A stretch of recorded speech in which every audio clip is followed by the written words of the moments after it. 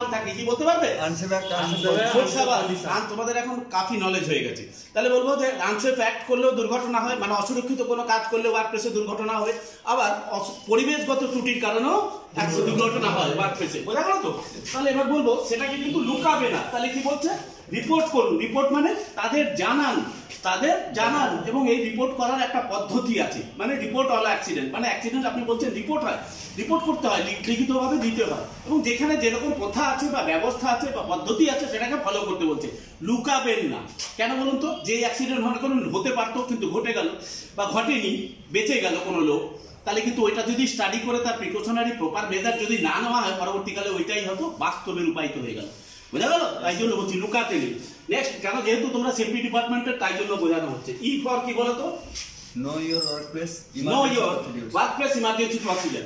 এবং এই ওয়ার্কপ্লেস বলছে নো মানে জানা, ইওর ওয়ার্কপ্লেস মানে তোমার কার্যক্ষেত্রের ইমার্জেন্সি প্রসিজার। যদি ইমার্জেন্সি প্রসিজার মানে যদি তোমার ওয়ার্কপ্লেসে কার্যক্ষেত্রে হঠাৎ করে যদি কোনো আপাতকালীন পরিস্থিতি বা ইমার্জেন্সি বা আপদা যাকে বলা হয় যদি উদ্ভূত হয়, যে কোনো কারণে হোক, আনসেফ অ্যাক্ট বা আনসেফ কন্ডিশন বা ন্যাচারাল ক্যালামিটির জন্য, তাহলে তোমাকে কি কি স্টেপ নিতে হবে, মানে কি করব আর কি করব না সেটা বলছেন। হ্যাঁ, সেটা জানবেন। কেন বলুন তো?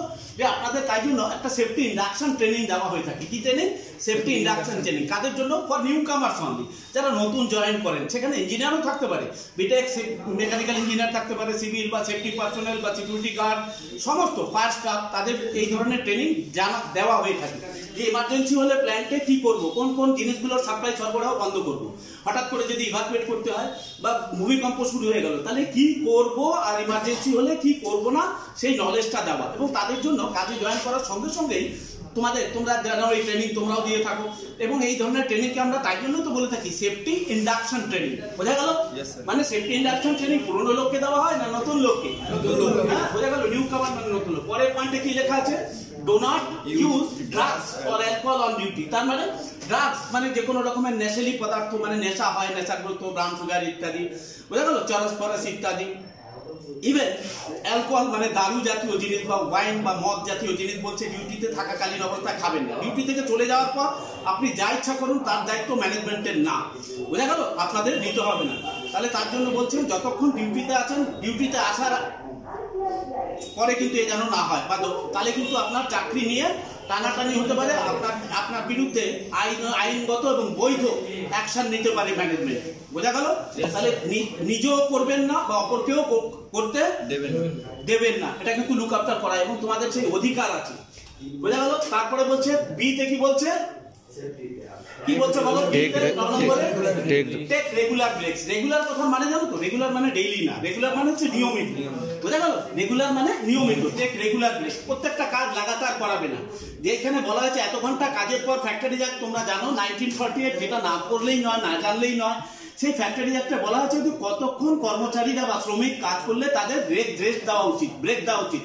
সেই টাইমে ব্রেক দেবে, যাতে তাদের ব্রেন এবং শারীরিক এবং মানসিক দিক থেকে পরবর্তী কাজের জন্য যাতে প্রস্তুত থাকতে পারে এবং সুরক্ষিত অবস্থায় সেই কাজ সম্পন্ন করতে পারে, যাতে কোনো দুর্ঘটনা না হয়। এটাও কিন্তু দুর্ঘটনার একটা পদ্ধতি। বোঝা গেল? তারপরে কি বলছে লাস্টে? বলছে ডোন্ট বি, কি বলছে বাবু? ডোন্ট বি প্র্যাঙ্কস্টার অথবা ফানি, মানে মজা কি হবেন না, মানে ওয়ার্কপ্লেসে মজা করবেন না। কার্যক্ষেত্রে কাজের জন্য ডাকা হয়েছে, ওয়ার্কপ্লেসে কাজের জন্য আমাদের ডাকা হয়েছে, আমরা মজা করব না। যেমন কি হতে পারে? যেমন একটা ছোট্ট উদাহরণ দিয়ে এই লেসনটা শেষ করি। যেমন গামছা নিয়ে যাচ্ছে একজন ভদ্রলোককে দেখেছি আমি, একটা চাচা একটু বয়স্ক, গামছা নিয়ে যাচ্ছেন, কিন্তু ওইখানকার কোম্পানি কাঁচের প্রোডাক্ট তৈরি করতো, কাঁচ দিয়ে তৈরি বিভিন্ন রকম ল্যাবের আইটেম, যেমন পেটি ডিশ, বিকার ইত্যাদি, মাথায় নিয়ে যাচ্ছেন একটা বাস্কেটের মধ্যে। কেউ একজন পেছনে চাচার গামছাটাকে টেনে লুকিয়ে পড়েছেন, আর চাচা কি করলেন?